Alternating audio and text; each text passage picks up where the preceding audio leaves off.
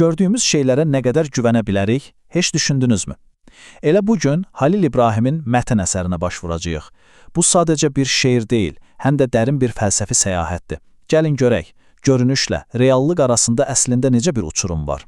Əsər, baxın, elə ilk cümlədən bizi silkələyir. Görəsən kimindir bu göğüzləri? Bu sualla əslində hər şeyi, bildiyimizi zənn etdiyimiz ən təməl şeyləri belə yenidən düşünməyə məcbur edir. Hər şey elə səmanın özündən başlayır. Beləliklə səyahətimiz başlayır. Hardan? Natiqin yaşadığı o dərin qavrayış böhranından. Yəni, gördüyü ilə həqiqət olan arasındakı o böyük, o dərin ziddiyyətdən. Və burada qarşımıza çox maraqlı bir obraz çıxır. Göy gözlər. Kimdir bu göy gözlər? Onlar əslində dünyaya sadəcə səthi, məhdud bir şəkildə baxanları təmsil edir. Təsəvvür edin, Platonun məşhur mağarasındakı məhbuslar kimi. Reallığın özünü yox, sadəcə onun kölgələrini görürlər və elə gördüklərinə də ad qoyurlar. Deməli, Natiqin əsas dərdi də budur.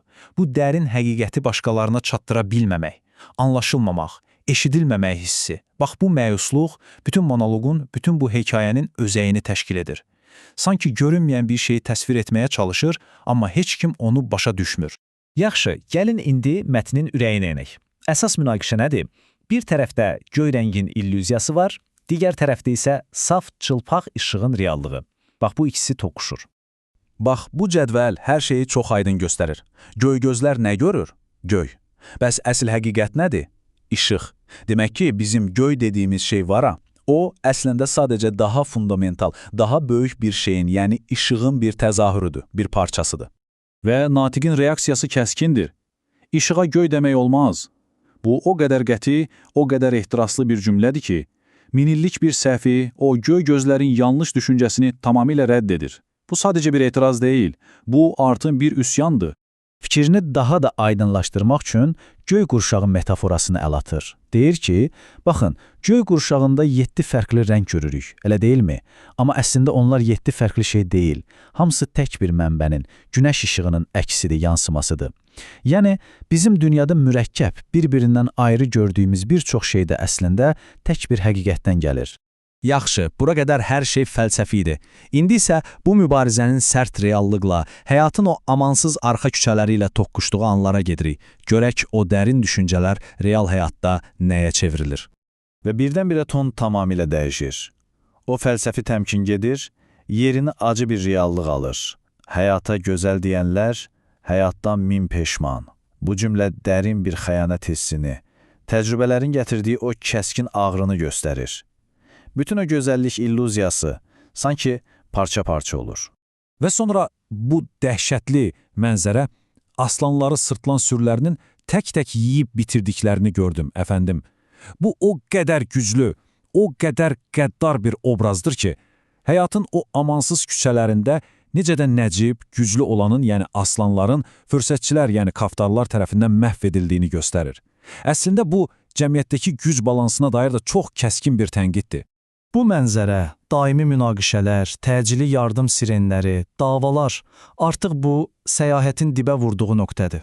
O fəlsəfi mübarizə var idi ha, o artıq fiziki, emosional bir kabusa çevrilib. Natiqin ruhu xəstəxanalarda, morqlarda qırılır. Ağrı artıq mücərrəd deyil, tamamilə gerçəkdir. Amma hər enişin bir də çıxışı olur, elə deyilmi? Bu qaranlığın, bu dibə çöküşün ardından ağrılı da olsa bir aydınlanma anı gəlir. Bu elə bir andır ki, həm bir oyanışdır, həm də bir son. Və bütün bu prosesin mərkəzində, bu dönüş nöqtəsində sadəcə bir rəqəm dayanır. 32. Niyə 32? Çünki bu rəqəm Natiqin bütün həyatını, bütün dünya görüşünü dəyişdirən bir anı, bir yaşı simvolizə edir. Hər şey məhz bu yaşda aydınlaşmağa başlayır. Deyir ki, əfəndim, 32 yaşında anladıqca anladım. Baxın, bu o deməkdir ki, 32 yaşında qazandığı anlayış kitabdan oxunan bir şey deyil. Bütün o mübarizələrin, o ağrıların sonunda gələn dərin, geri dönülməz bir aydınlanmadır. Bu, sadəcə nəsə öyrənmək deyil. Bu, həyatı dəyişən bir vəhiy kimidir. Amma bu anlayışın bir bədəli var. Özü də ağır bir bədəl. Natiq deyir, anladıqca ömrüm bitdi. Yəni, bu yeni qazandığı müdriklik ona gənciliyi, həyat enerjisi bahasına başa gəlib. Bu, çox maraqlı bir nöqtədir, elə deyilmi? Əsl müdriklik sənə hədiyyə edilmir. Sən onu qazanmaq üçün özündən bir şeylər verirsən. Natiq üçün bu bədəl bütün bir ömür olub. Yaxşı, gəldik son hissəyə, hesablaşma anına. Artıq Natiq bütün bu səyahətdən sonra güzgünü özünə tərəf çevirir, baxışlarını öz içinə yönəldir və son, çəkinməz bir özünü qiymətləndirmə aparır. Bəs nə görür? Son portret necədir? Beyni dolu, yəni bilik və təcrübə ilə aşıb daşır. Belində yorğun bir tapança, yəni həyat mübarizəsindən yara-xara ilə çıxıb və bütün bu döyüşlərdən sonra dərin, çox dərin bir yorğunluq. O, bax belə birinə çevrilib. Bütün bu yoldan sonra, yəni o qavrayış, mübarizə, ağrılı aydınlanma səyahətindən sonra yekun nədir? Yəni özü haqqında verdiyi son hökmü nə olacaq? Bütün bunlar ona bir rahatlıq, bir aydınlıq gətirib, yoxsa sadəcə daha dərin bir yorğunluq? Və cavab heç gözləmədiyimiz bir yerdən gəlir. Bir sənə baxdım, içindəki uşaq hələ duslanmamış. Halil İbrahim. Görürsünüz, əsər bizə hazır bir cavab, bir həll yolu vermir. Tam tərsinə, bizi güclü bir paradoksla baş-başa buraxır. Bütün o müdrikliyə, o yorğunluğa, o ağır təcrübələrə baxmayaraq, içindəki uşaq, o ram edilməmiş ruh hələ də dəyişməz qalıb. Bəlkə də əsl həqiqət elə budur. Uslanmamaq.